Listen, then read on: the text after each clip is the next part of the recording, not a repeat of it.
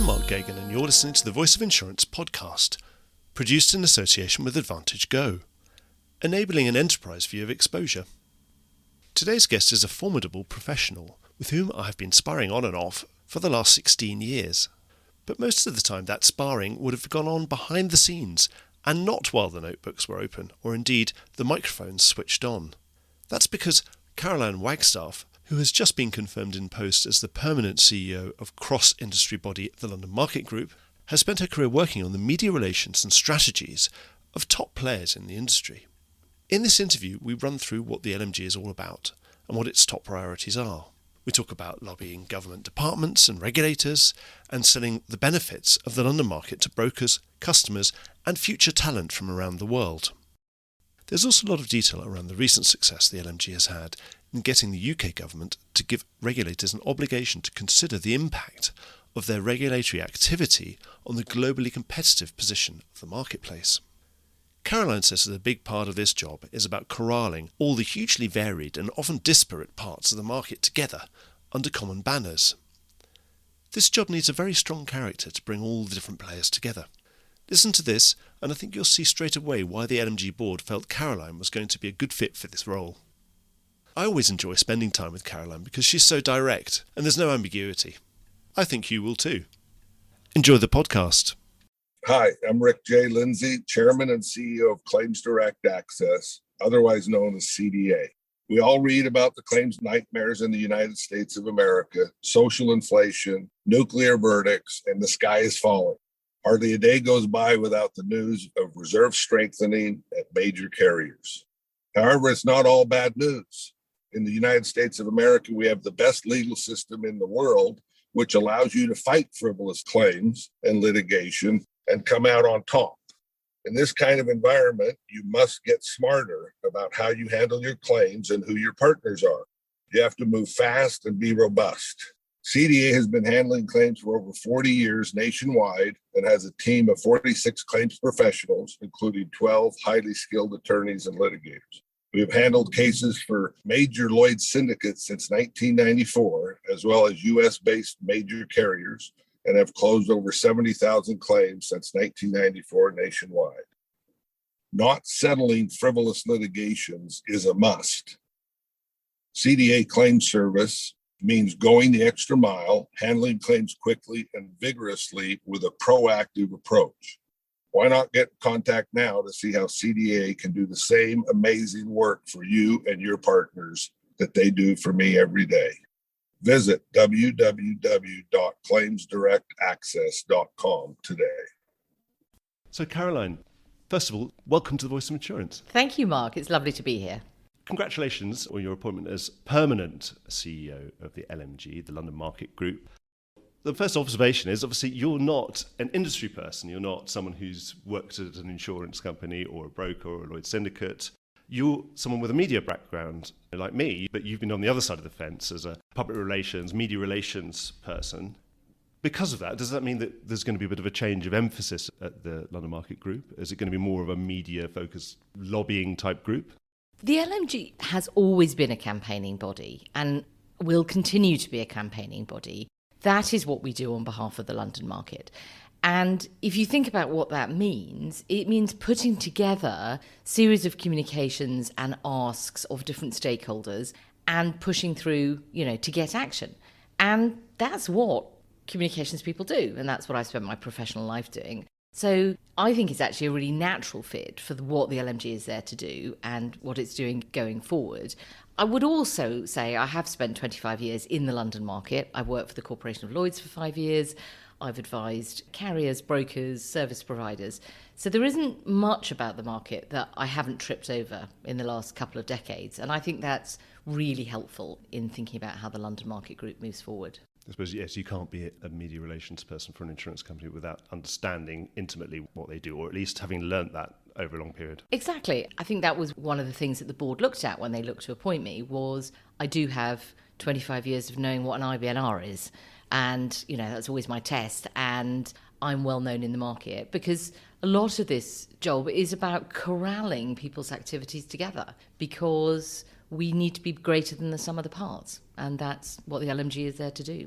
I suppose actually another fair point on the media focus of the LMG, that in its present incarnation, obviously it existed before the London Matters report, but it was really the London Matters report and Steve Hearn really sort of grasping the nettle that to repurpose the LMG to be more of a media-focused thing. So it really was the London Matters report that gave its first reason to exist, I suppose. Yes, and the London Matters report is the sort of heartbeat of the LMG, and we'll be producing another one next year.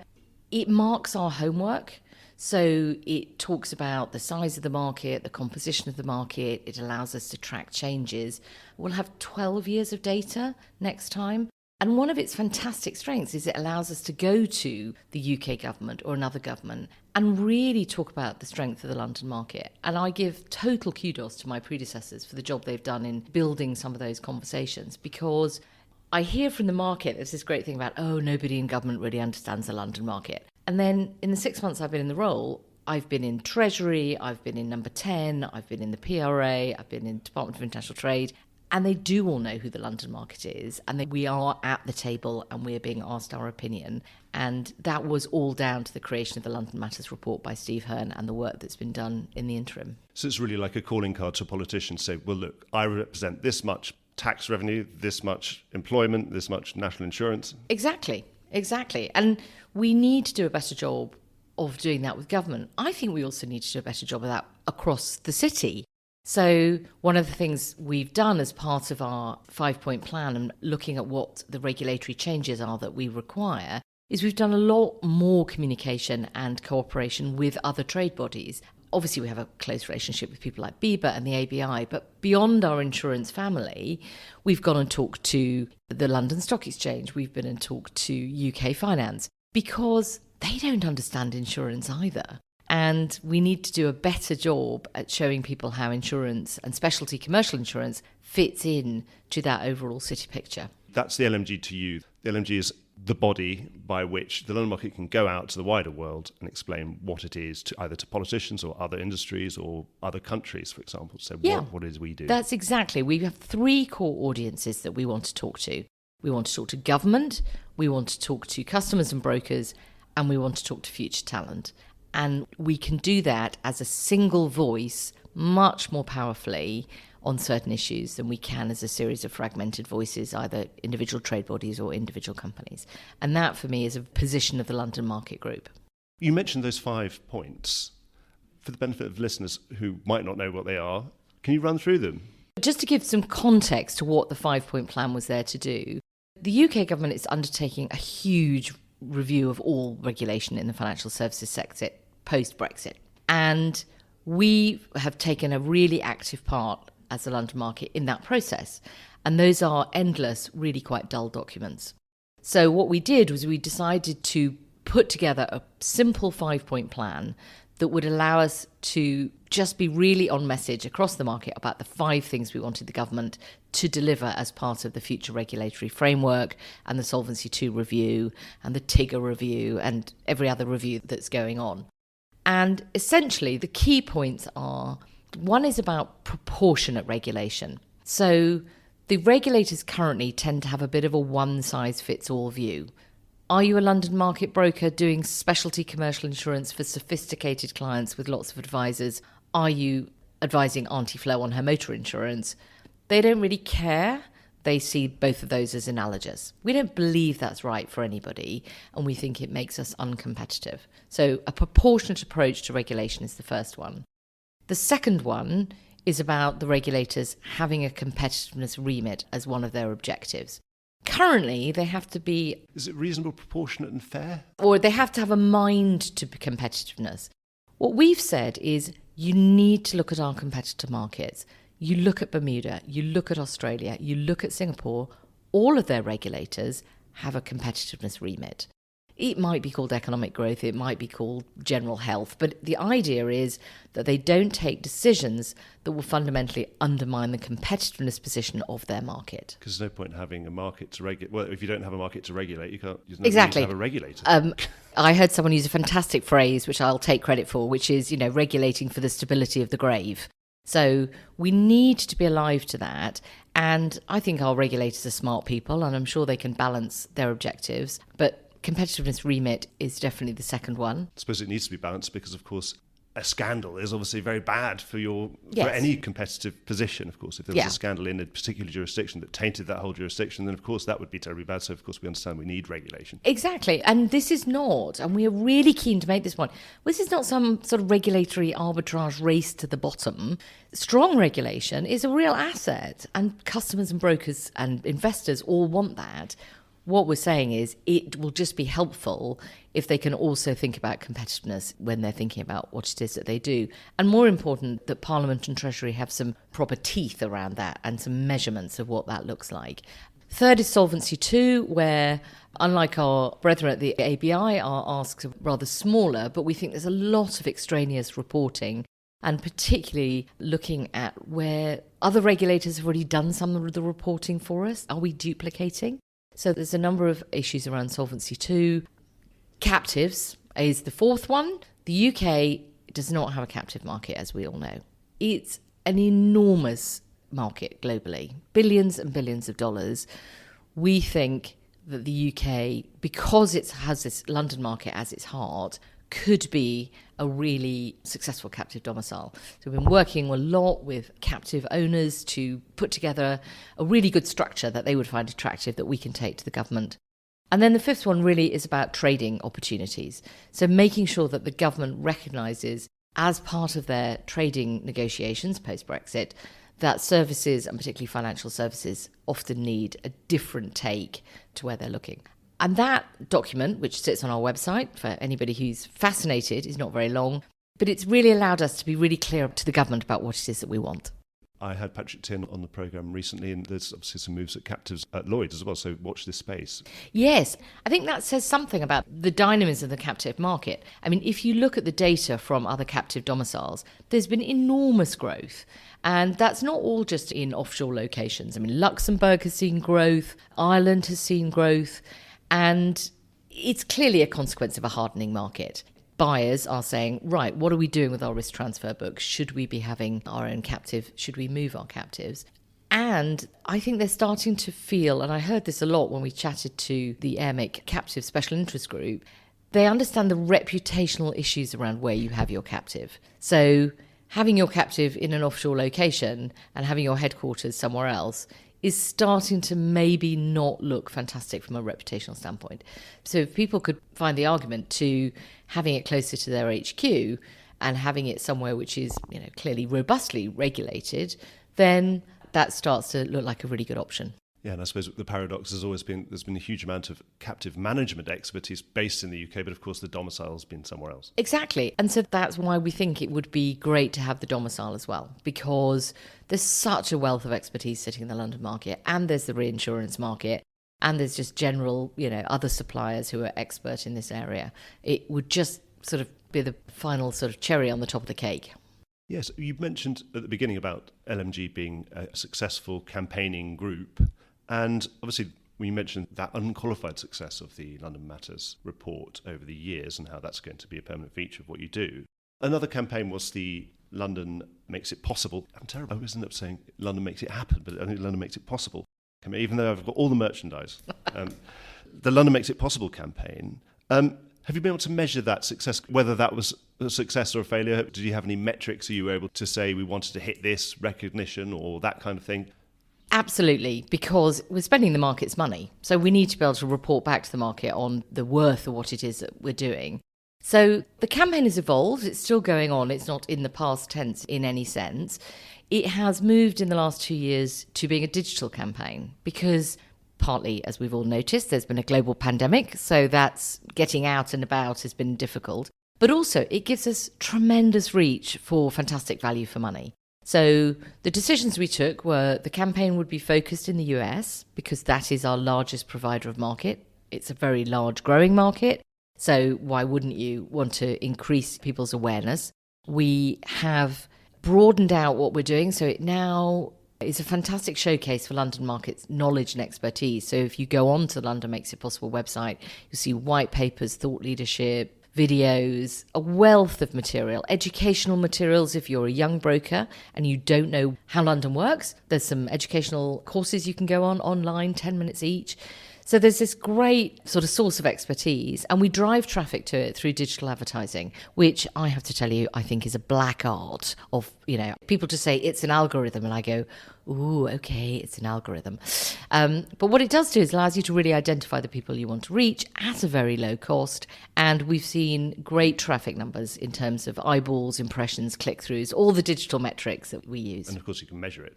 Exactly. And you can change it, and you can see what change makes happen. So we've dialed down in some places and dialed up in others, and we've changed the material, and we're seeing really good, consistent traffic, and we will continue to build on that. And I hope next year we'll increase the geographical reach. We'll probably broaden our audiences a bit. We'll think about different topics we can cover to demonstrate how fantastic London is as a provider of risk transfer solutions. This autumn, we've launched a climate change space so that people can demonstrate what they're doing in the climate change space. And I think it's a fantastic resource. And I would say we're essentially creating the stage for the London market to come and show how marvellous it is. And we're attracting the punters to come and see it. So it's been a success, and you're going to carry on with it? It is, and we are. Right. And is it right to assume then that is the main campaign, other than London Matters periodically coming out? Is that one of the main other campaigns, or do you think we'll see something else? No, we're already seeing something else. So the third audience I referred to when I went through my list is future talent. And the problem we're trying to solve for, which is a slightly American phrase, but I do think it's a good test to always ask yourself, is how many people do we know in the market fell into insurance? How many people, when you ask them, how did you get into insurance, slightly ended up here by accident? And then when they get here, they find it's a fantastic industry and market and place to work. And if you go and talk to young people in the market, which I've done a lot of in the last 6 months, they are really passionate about this. They either somehow found a job, possibly slightly sideways, and then they get here and say, more people need to know about this industry. It's amazing. It does good, and it's interesting, and it's fun, and it's social. So that is one of the problems we're trying to solve. And we did a lot of desk research, and we found out that there was no sort of single source of truth about the market. You couldn't go to a website and find out what jobs there were. What does a broker do? How could you find a job? How does the market work?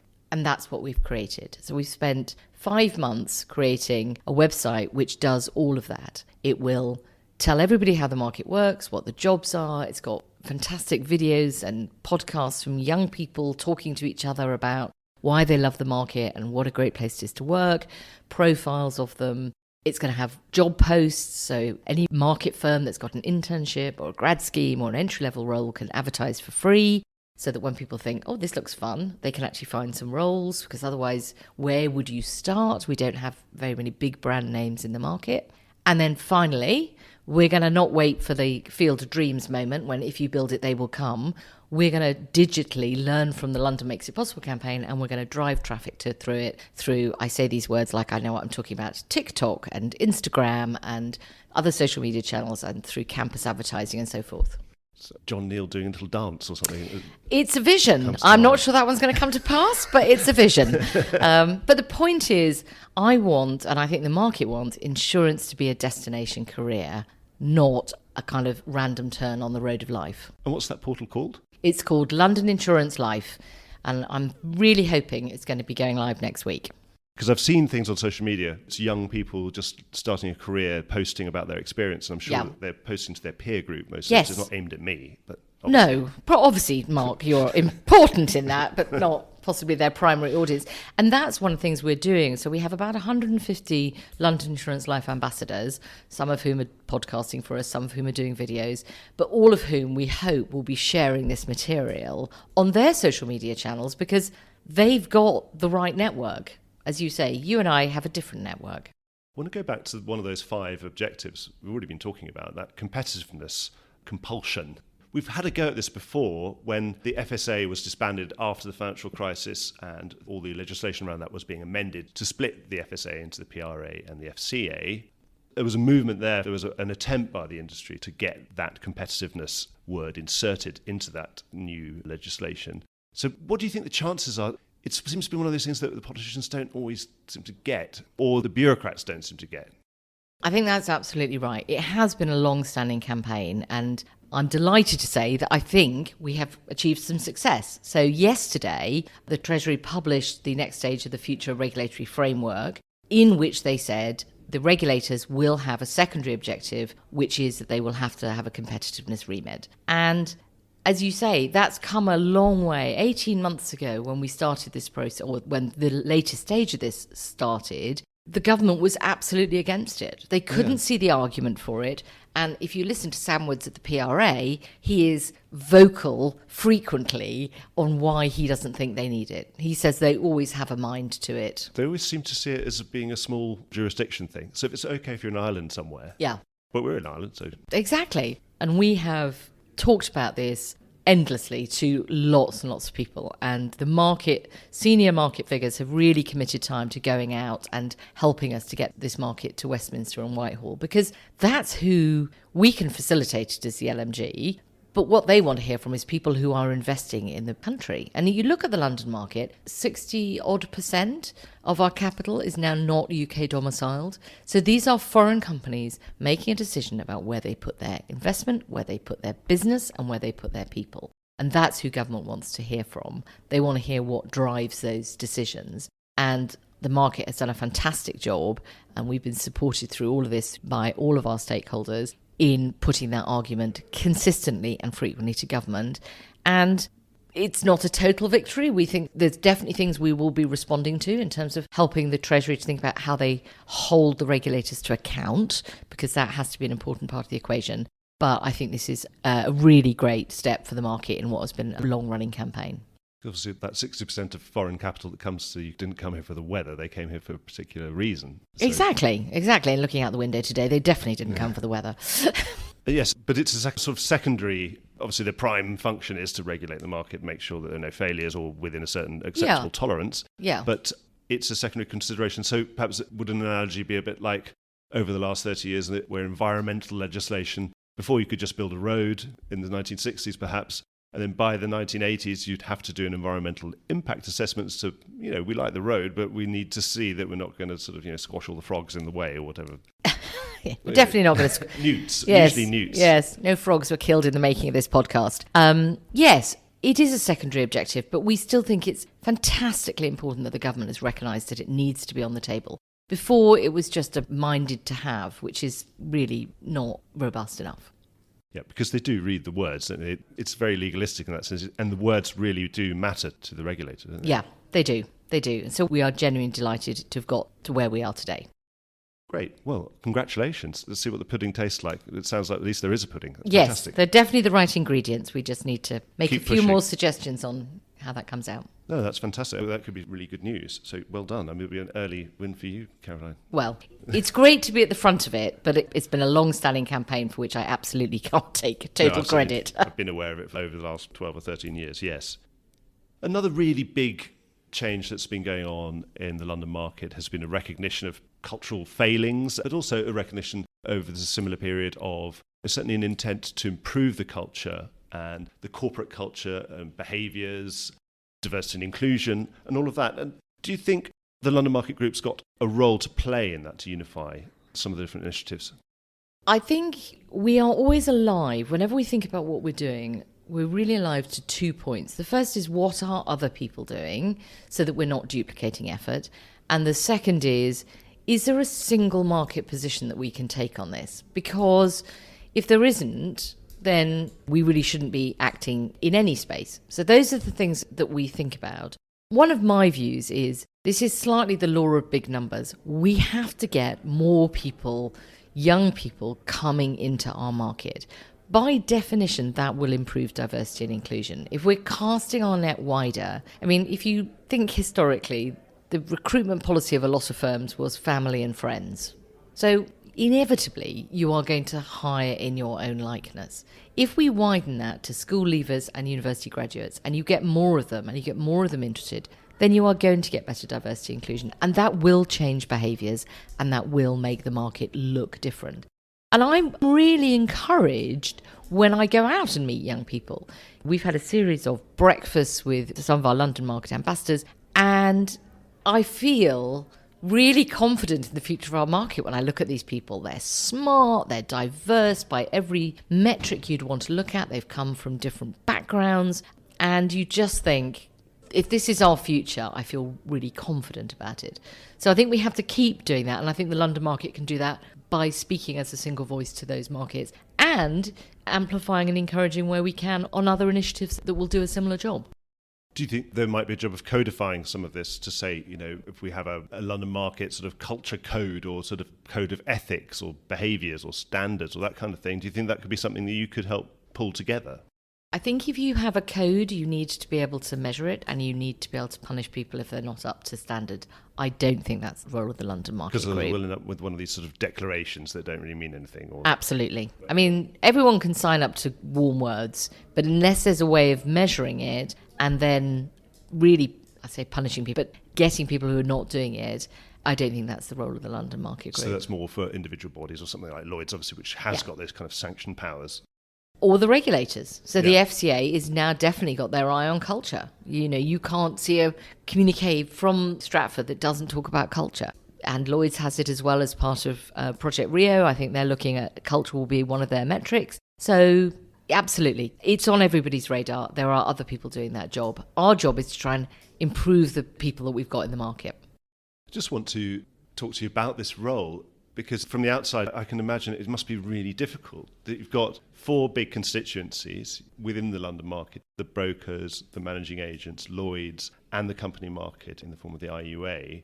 How do you go about finding what is the common denominator between all those? And those bodies within their own bodies, of course, they have their own divisions. There are large brokers and there are small brokers and there are medium-sized brokers. They don't all necessarily want the same thing. Same with managing agents, same with companies. You have a lot of conversations. So the first thing I'll say is that it's really fantastic working with all the stakeholders that we have. All the other bodies have been fantastically supportive. They're all run by people who've been doing these jobs for a whole lot longer than I am. And there is a great sense of sharing and support. And for that, I'm incredibly grateful. And I think you have to sort of not be too prescribed in the answer that you think you're coming to. So I do a lot of talking with people. I then think about what it is that we might do. We then talk some more about it. Do people think it's tripping over anything else? How might it fit in with other initiatives? And I think some of it is just doing a few things really well. And when I say a few things, these are quite long-standing campaigns and they're not no work at all. But just being really clear about where you operate. And so far, that seems to be fine. I'm not saying that we're not going to trip over things where other people are doing things. This is a business of 350 businesses, and as we all know, you can talk to all of them, but you're not going to get around all of them often enough to be totally on top of it. And there's a real spread. Look at Libre. They've got 150 members, and their curve is from 3 or 4 really big firms to quite a lot of really small firms. And so that's the test. The test I set myself when I think about things is, okay, I'm running a small brokerage firm. Can I see that what I'm going to do might be useful to that person? And if the answer is not, I'm pretty confident about that, then we really shouldn't be doing it. So I suppose, yes, being a small broker and having that London makes it possible pack that they wouldn't possibly be able to afford to do exactly themselves. Or being able to advertise a job. They're probably not recruiting all the time. They probably maybe don't have a full-time HR staff. Having a site where they think I can advertise my job somewhere where people are driving traffic to it who are interested in my industry. Yeah, that ticks a box. I don't have to pay for that. That would be great. We've had different people in this role, and it's been, not to say reasonably frequent turnover in the role, but I don't think not a revolving door, not as if it's been problematic. But how long do you think you'd like to stay in this role, or how long have you got in your mind that you're going to give to it? So I've only just arrived at the party and you're asking me when I'm ordering the taxi. Well, that's what it says on most parties. It says when the carriages are, on a big. Yes, I would hope that I'm doing this, in 3 or 4 years' time. A lot of these campaigns that we're running, let's look at the competitiveness remit. Just as an example, we talked about that in London Matters in 2014. It's now 2021. So things don't move fast, So I really want a chance to embed some of the things that I think we should be doing and hopefully see them through to fruition and some maturity. I suppose we should point out to listeners that you have been involved with the LMG on the media relations side since the beginning, or the beginning of its new incarnation. Exactly. So I've been involved since 2015. So I've seen a lot of the development and been actively involved in some of the things that have got us to where we are today. So, and out of those 5 priorities or other priorities, what's the absolute top one you'd say, right, if we can nail this one to the mast, that's going to be great? I think talent. I think talent is absolutely the problem we all need to be focusing on, because if you look at what's going on in the market currently, we're seeing a lot of revolving doors, both in underwriting and broking, and you're seeing people being poached. You're seeing incredibly high levels of wage inflation, the offers that are being made to people to move. That's not sustainable. We can't sustain just cannibalizing our own talent base to keep the market moving. We need new talent. We need more talent.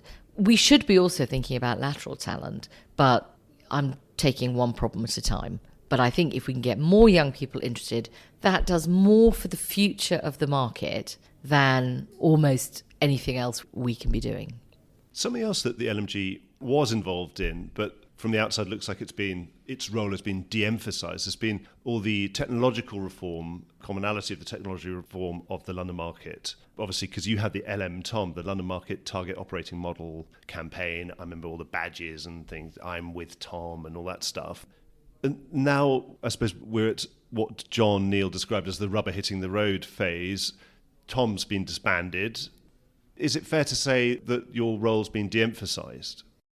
I think it's not been de-emphasised so much as Lloyd's has taken on a lot of the heavy lifting for executing a lot of the modernisation. And Lloyd's have been very clear that this is market agnostic. So a lot of the things that they're doing are being done, for the good of the company market and the brokers, as well as for managing agents.